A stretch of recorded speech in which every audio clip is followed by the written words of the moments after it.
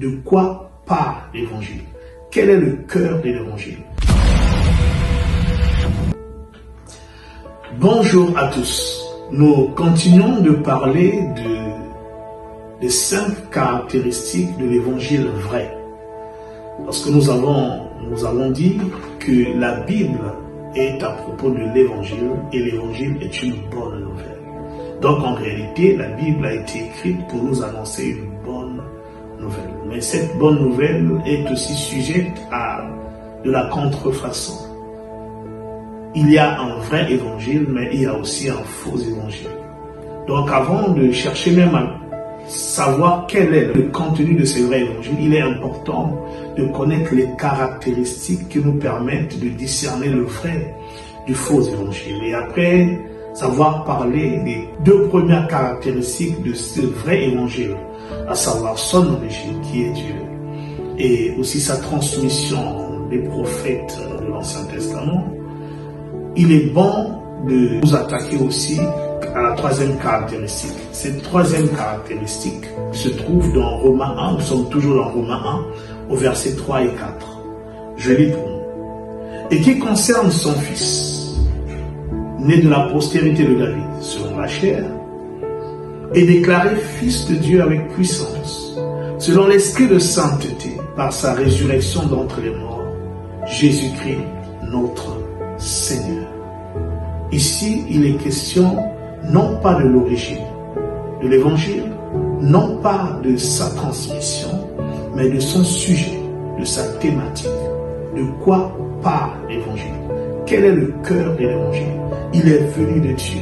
Dieu l'a transmis aux prophètes. Et par les prophètes, les apôtres qui nous l'ont annoncé aussi ont reçu ce message. Mais de quoi parle-t-il? De quoi parle l'évangile? L'évangile ne parle pas de toi. L'évangile ne parle pas de moi. L'évangile parle d'une personne. La bonne nouvelle dont il est question, c'est la bonne nouvelle d'une personne. Quelle personne? On dit, il concerne son fils. La personne du Fils de Dieu qu'on appelle Jésus-Christ. Voilà de qui parle l'évangile. L'évangile ne parle pas d'une chose. L'évangile parle d'une personne. La bonne nouvelle de Dieu aux hommes, ce ne sont pas des choses, mais c'est une personne. Il faut comprendre cela. Tout évangile qui met l'accent sur des choses est un faux évangile. Bien que cette personne ait fait des choses, l'évangile est à propos de lui, de qui il est. Alors, on nous dit dans ce texte qu'il est, donc concerne son fils, né de la postérité de David selon la chair. Donc cet évangile admet que le Fils de Dieu, qui est Dieu, s'est fait chair.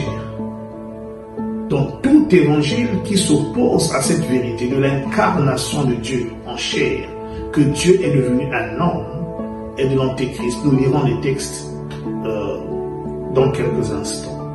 Et la 2e caractéristique, on dit qu'il est déclaré Fils de Dieu avec puissance selon l'esprit de sainteté par sa résurrection d'entre les morts.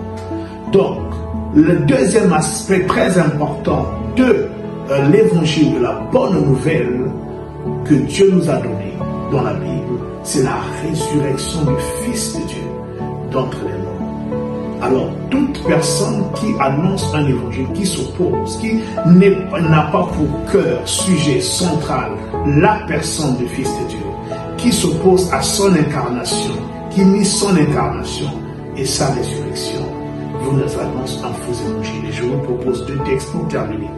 Le premier se trouve dans 1 Jean 4, 1 à 3. Voilà ce que dit la parole. Bien-aimés, n'ajoutez pas foi à tout esprit, mais éprouvez les esprits pour savoir s'ils sont de Dieu, car plusieurs faux prophètes sont venus dans le monde. Reconnaissez à ceci l'Esprit de Dieu. Tout esprit qui confesse Jésus-Christ venu en chair est de Dieu. Vous entendez? Incarné, Jésus-Christ venu en chair, il s'est fait homme. Et tout esprit qui ne confesse pas Jésus n'est pas de Dieu. C'est celui de l'Antéchrist dont vous avez appris la venue et qui maintenant est déjà dans le monde.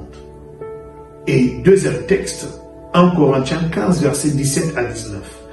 Et si Christ n'est pas ressuscité, votre foi est vaine. Vous êtes encore dans vos péchés. Et par conséquent, aussi ceux qui sont morts en Christ sont perdus. Si c'est dans cette vie seulement que nous espérons en Christ, nous sommes les plus malheureux de tous les hommes. Donc tout évangile qui n'a pas pour cœur, pour sujet, pour centre Jésus-Christ, qui nie son incarnation, sa venue, sa vie en tant qu'homme et sa résurrection d'entre les morts, est un faux évangile.